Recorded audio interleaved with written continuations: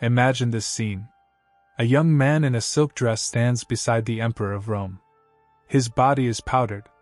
His face is pale, rigid, more like a mask than a human expression.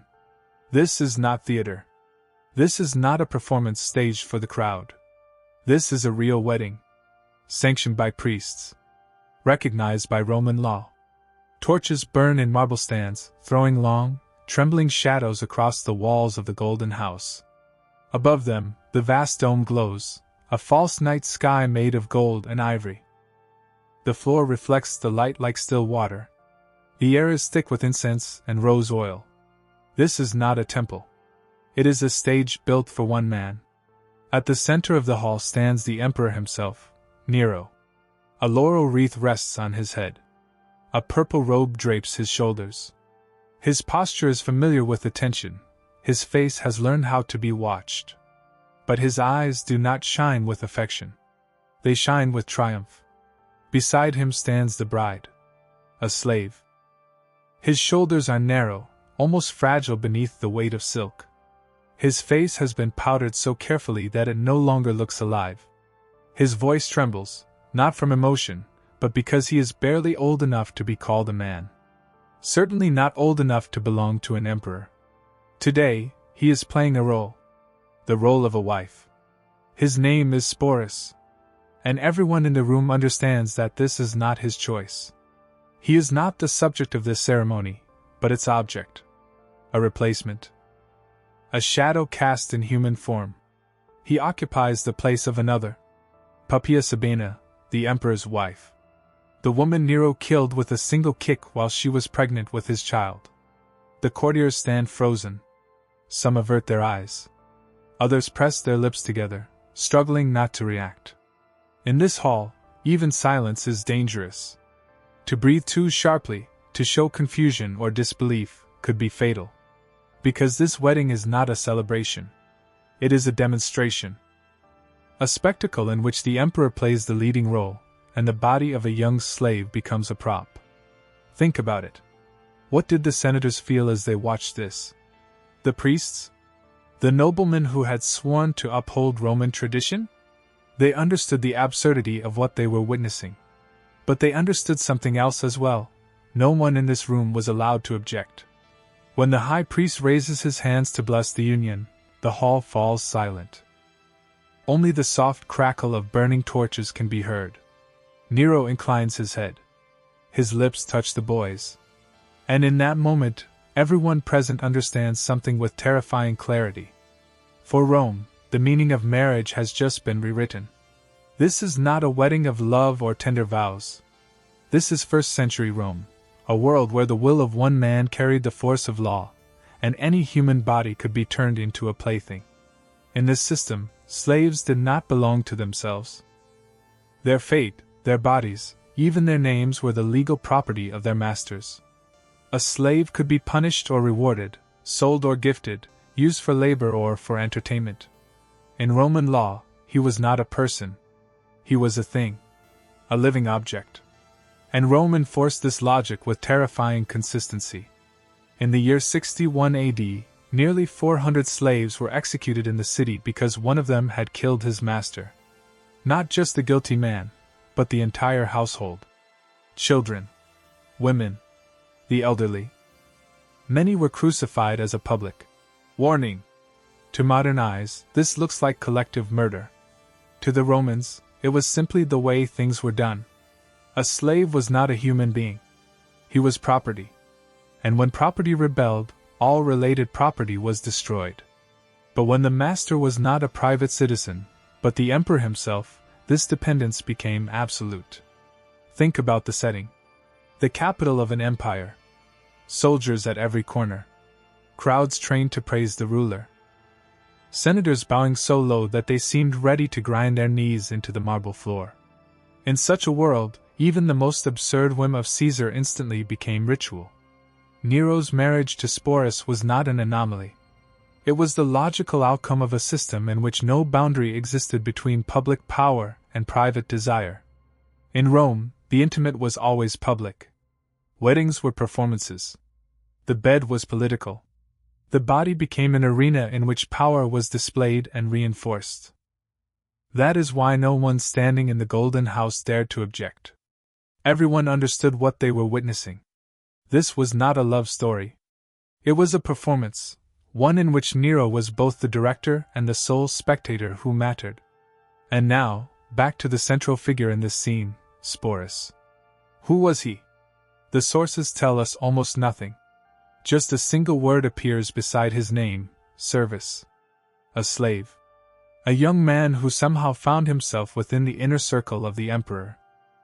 We do not know where he was born. We do not know which province he came from, or whether he ever had a family.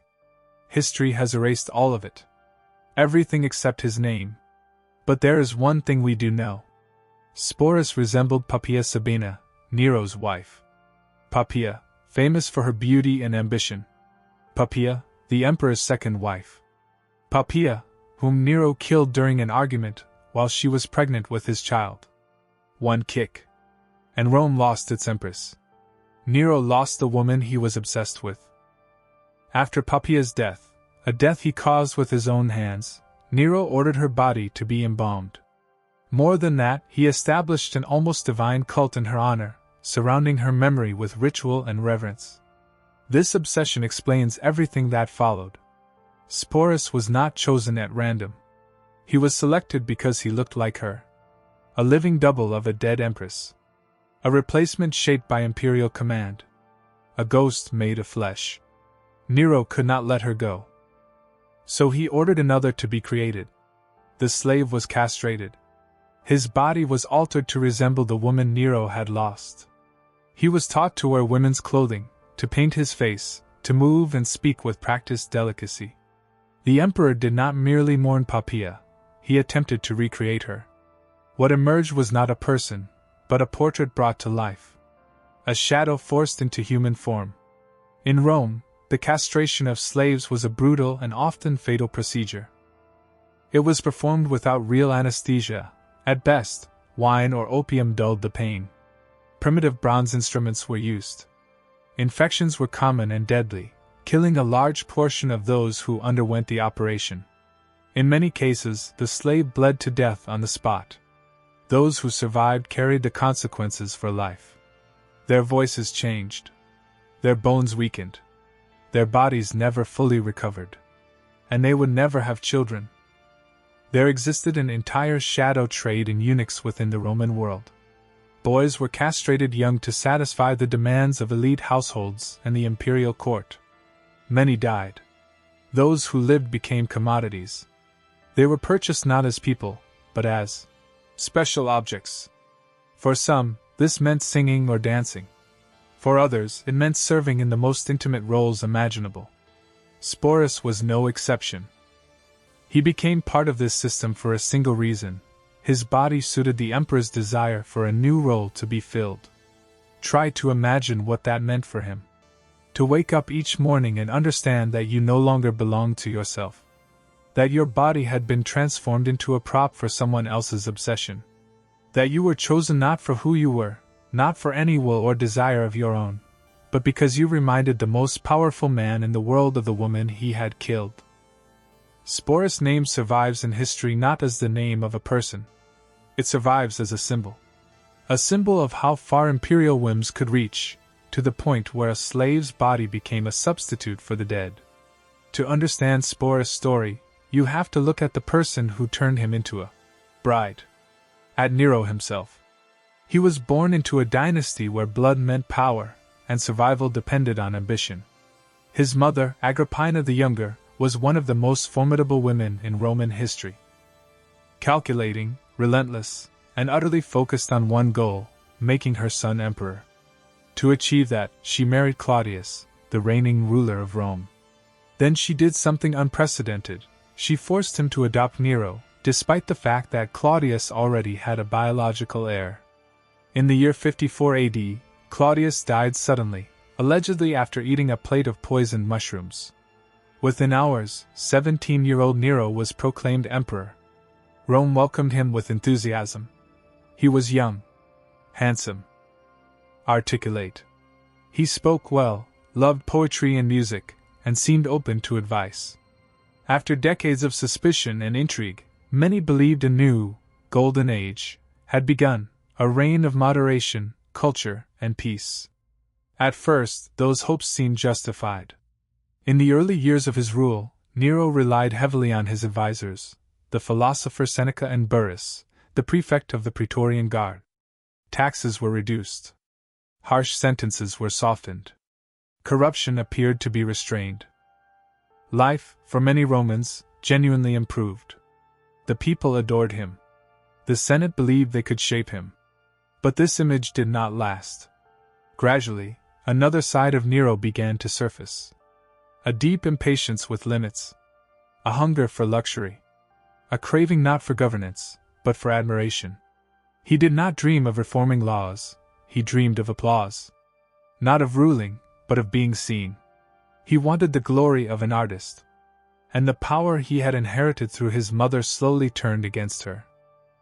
Agrippina, the woman who had engineered his rise, soon became an obstacle. She continued to advise him, to interfere, to remind him of how he had reached the throne. Nero no longer wanted guidance. He wanted control. And so he ordered his own mother to be killed. From that moment, everything changed. The young ruler once hailed as the new Augustus became something else entirely. The empire was no longer a state to be governed, it was a stage. Nero stopped trying to appear as the ideal emperor. He decided that he alone would define the performance. It is in this world, a world where life and death became decorations, that the story of Sporus truly begins. For Nero, a slave was not a human being. A slave was an image. A role to be imposed. A body that could be shaped to fit the story he wanted to tell. The wedding of Nero and Sporus took place openly, before the entire court. This was not a private ritual. It was a demonstration of power. Priests blessed the union. Senators and nobles stood as witnesses. The ceremony followed the outward forms of legitimacy, and that was precisely the point. No one dared to object. To protest the absurdity of this scene meant to protest the emperor himself. And that was a death sentence. Imagine standing in the Golden House. You see a young man in a wedding dress beside Nero. You know what you are witnessing is madness. But you also know that a single word, one glance too long, one breath taken the wrong way, could cost you your life. In a world where life itself had become a spectacle, even intimacy was dragged into the open. Slaves were forced to reenact marriage scenes at banquets. Humiliation became entertainment. Laughter replaced shame. Nero, more than any ruler before him, delighted in turning what was private into something public, and turning the human body into a prop. At imperial feasts, slaves were ordered to sing, to dance, and sometimes to perform intimate scenes before the guests. Courtiers pretended this was normal. They trained their faces into masks of approval. And Sporus became a living toy. Nero did not hide him. On the contrary, he displayed him. He brought him to banquets, addressed him openly as his wife. The young man, wrapped in silk, sat among senators and generals as if he were their equal. To everyone present, he was not a person. He was the shadow of Poppaea, a living mask worn over someone else's face. Every detail was controlled. He was taught how to sit, how to walk, how to hold his hands. Makeup artists painted his face daily. His hair was shaped with heated tongs. His voice was trained to sound thinner, softer, higher. This was theater without an intermission, a daily performance in which even the smallest gesture had to conform to a role he did not choose. At the imperial court, slaves were not merely workers. They were selected for beauty, adorned, dressed in fine fabrics, and displayed like living decorations. Their bodies became part of the spectacle, singing, dancing, serving, and performing intimacy on command.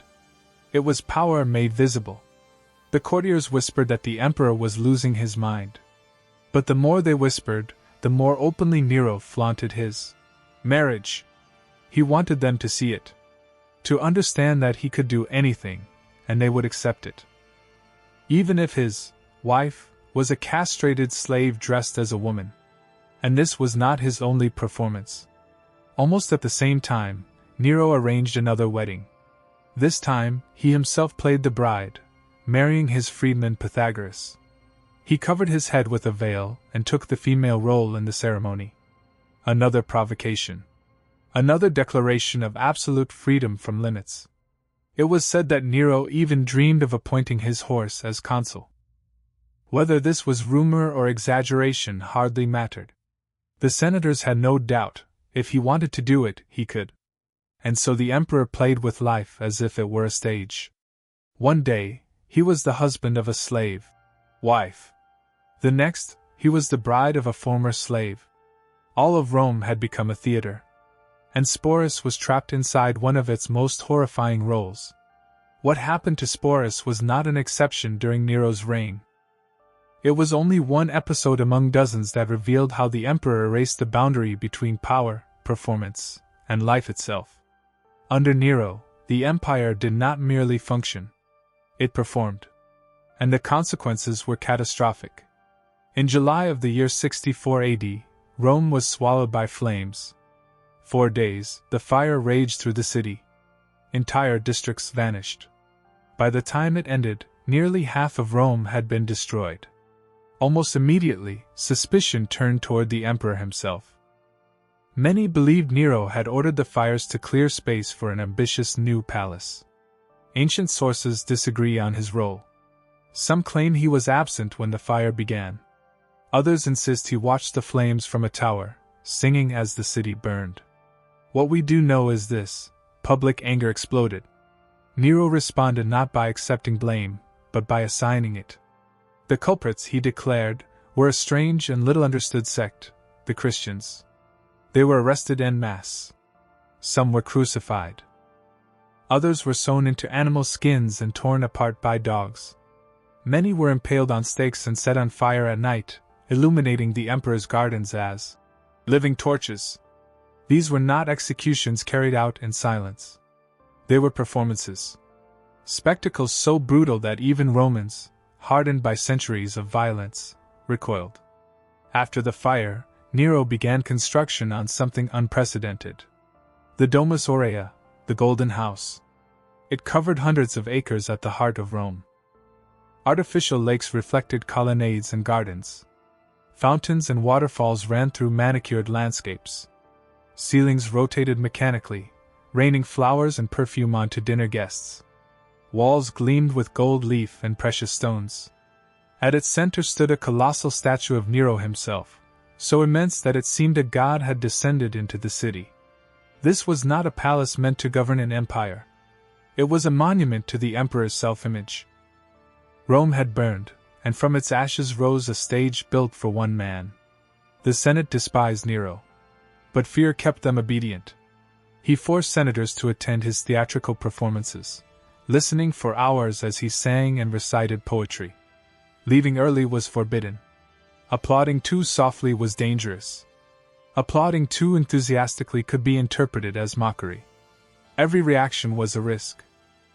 Ancient writers tell stories of senators who pretended to faint, or even feigned death, simply to escape the next performance. In Nero's Rome, survival depended not on loyalty alone, but on acting skill. Taken together, Nero's reign reads like a continuous series of performances. People were no longer citizens, subjects, or even enemies. They were props. Senators. Slaves. Friends. Victims. Audiences.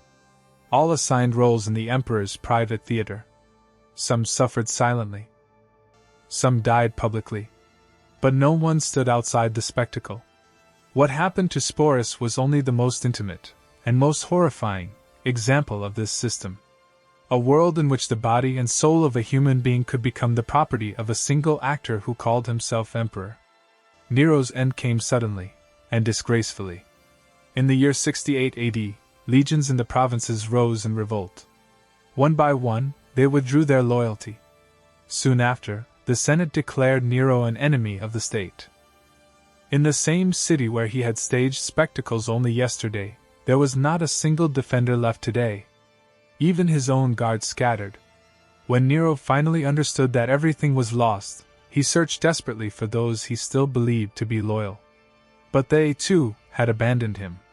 He fled Rome and hid in a villa outside the city, terrified and confused. In his final hours, witnesses say he paced in panic, repeating the words that would become infamous. "What an artist dies with me!"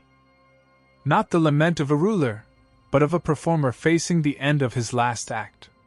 He could not bring himself to do it alone, and so he ordered a slave to help him. With that final command, Emperor Nero died. Rome breathed a sigh of relief. The stage was empty. But what happened to Sporus? Here, the noise stops. The ancient sources that so eagerly recorded Nero's excesses suddenly fall silent. The chroniclers who describe every scandal, every performance, every outrage, say almost nothing.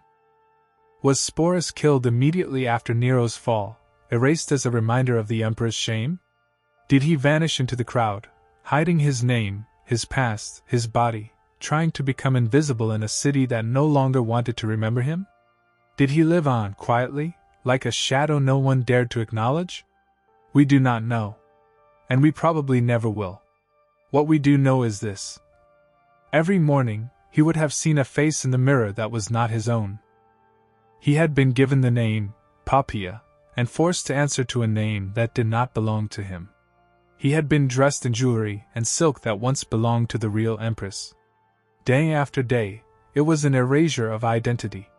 Not a single moment, but a process. History leaves Sporus standing beside Nero, not as a person, but as an extension of someone else's story. A body turned into a symbol. His name survives not because of anything he chose or did. It survives because he became a mirror for another man's obsession and madness. He did not enter history as a slave. Not as a human being. But as Nero's bride. The story of Sporus is not just a strange episode in the life of an emperor. It is a mirror held up to an entire world. A world in which the human body did not belong to itself. A world where a slave was property, and the emperor was master not only of life and death, but of a person's very identity. In first-century Rome, even the most intimate aspects of existence became political. Marriage, love, personal relationships. Everything was pulled onto the public stage and turned into spectacle. Within such a system, the pain of slavery and the idea of human dignity were crushed beneath the weight of imperial whim. Sporus did not enter history as a hero. He did not enter it as a personality. He entered it as a symbol. A symbol of how absolute power erases boundaries, between private and public, between stage and reality. A symbol of how, in a world where one man owns everything, even a stranger's soul can be turned into a prop in someone else's performance. His name is almost accidental, but it carries a memory. A memory of how far power can go when no limits remain. Now ask yourself this. How distant is this story from our own time? Do we not still see bodies, freedom, even love being transformed into tools of someone else's authority? Into symbols, images, performances meant to serve power rather than humanity? That is why the story of Sporus still unsettles us. Because he is not only Nero's slave. He is everyone whose life has been turned into a spectacle, controlled, displayed, and consumed by the will of another.